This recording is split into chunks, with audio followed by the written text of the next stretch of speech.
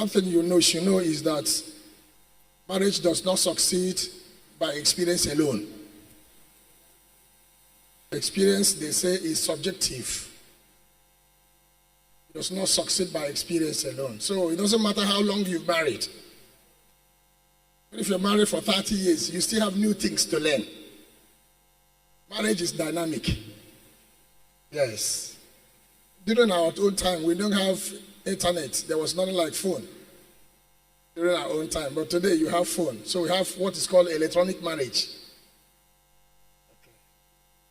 So you can't say, I have known it all. I know some of us have married for a very long time, but yet there are new things to learn. And two, there are other things we need to add to what we have learned over the years.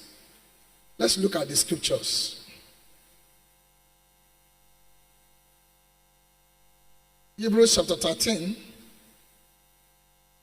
Hebrews chapter 13, verse 4. You know it.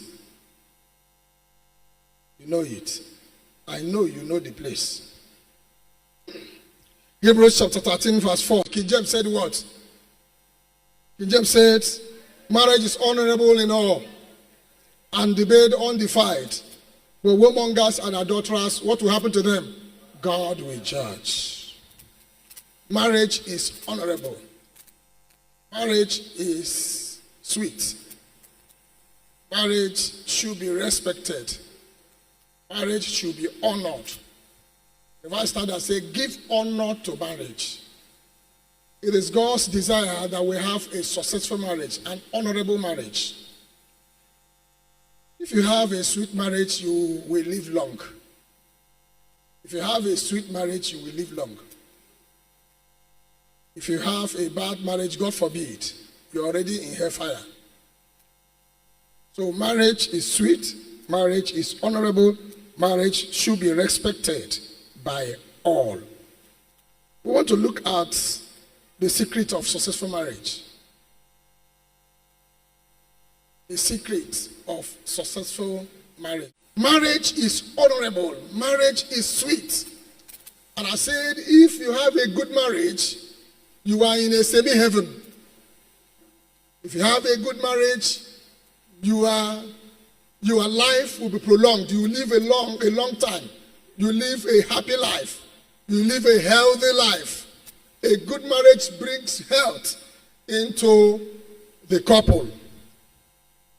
Marriage is like a house. It must be built. Marriage is like a house. It must be what? Talk to me now. It must be what? It must be built. You build it according to divine principle, according to biblical principle. You build it with God's own materials. You build it according to the pattern. God said to Noah, prepare the ark according to the pattern that I show you.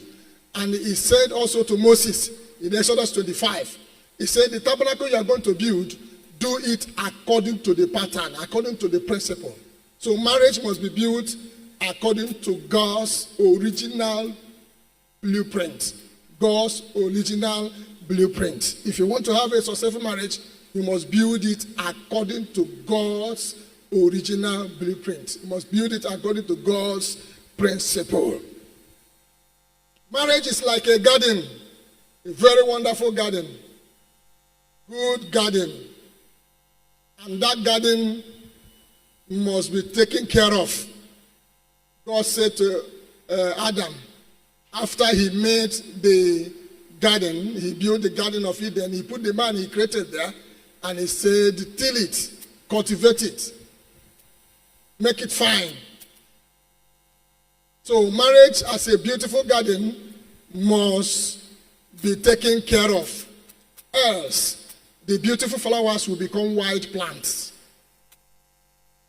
The beautiful flowers that make the garden sweet, if you don't take care of them, become what? Wild plants. If you look at Proverbs chapter 24, from verse 29 down, he said, I was passing by the field of a lazy man. And then when I look at the field of a lazy man, he said, I understood what wisdom means. That's my own word. He said, because the grass is the field has grown, overgrown with weeds, and the walls are broken. Those beautiful gardens you look at, you see, fine, good one. Leave it without caring for it. What happens? It will overgrow with what? Weeds. And these beautiful flowers will become white plants. Your marriage will succeed in the name of Jesus. There is no default marriage. You don't program marriage and say, I have programmed it, it will run by itself. Nothing like that. If you see a successful marriage, it is the product of the couples. A successful marriage is the product of the couple. A happy marriage is the product of the happy couple. It is only a happy couple that can build a happy marriage. So there's no default marriage that you program, like you program computer, and you program and say, after some time it will sleep. After some time it begin to sideshow. If you change this one, you change this one. You have already programmed it. Marriage is not like that. If you want to have a successful marriage, you must work on it. You must work. You must work. Marriage is hard work. Hard work. It's like a garden. If you don't care for it, if you don't take care of it, it becomes wild plants. You must work. Work. Work. W-O-R-K. Work on that marriage. If you want it to succeed, you must work on it.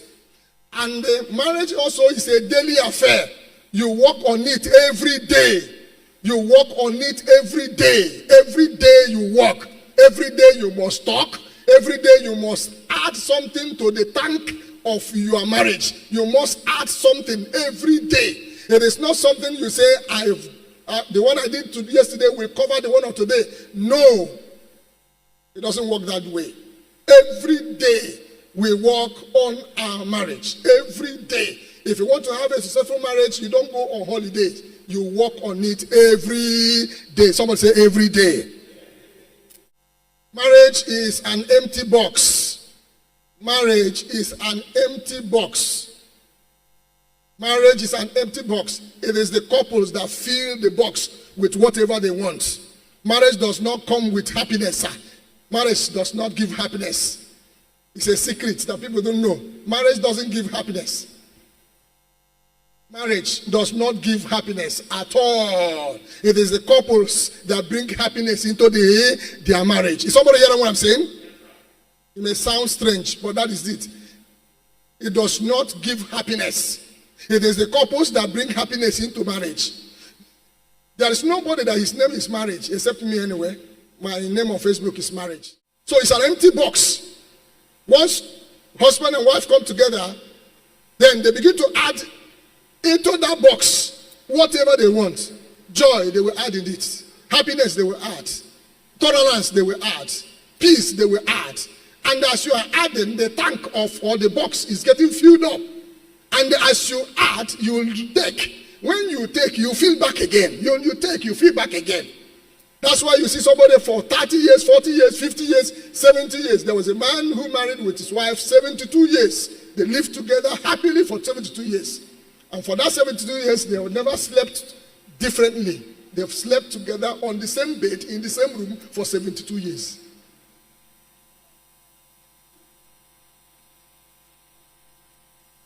What you make your marriage is what it will be. Now listen to this. You can write it if you like. Every successful marriage is the result of two people working diligently and skillfully to cultivate their love. Every successful marriage is the result of two people, husband and wife, working diligently and skillfully to cultivate their love. It's hard work. You do it diligently and you do it skillfully. There was time I was thinking. Just something dropped in my mind that marriage is art and science. I didn't get it. That marriage is art and science. Now, by the time I began to search and dig deep, and I discovered that marriage is science because it has to do with rules, principles. And the marriage is art because it has to do with creativity. It's art because it has to do with creativity. If you are not creative, you will not have a good marriage. If you are not creative, you will not have a good marriage. And if you don't follow the biblical principles, you won't have a good marriage. So it is both art and science. You will enjoy marriage in the name of Jesus. You will enjoy marriage in the name of Jesus.